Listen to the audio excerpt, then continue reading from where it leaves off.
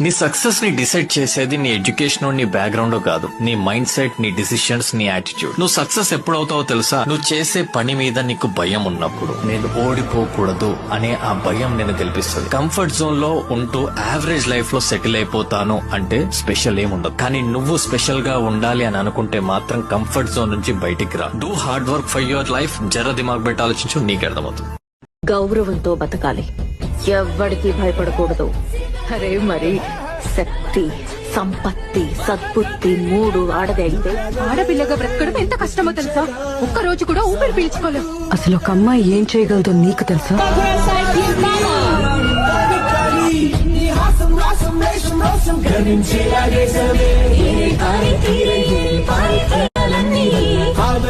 వాళ్ళ నోళ్ళ ఊరించాలి.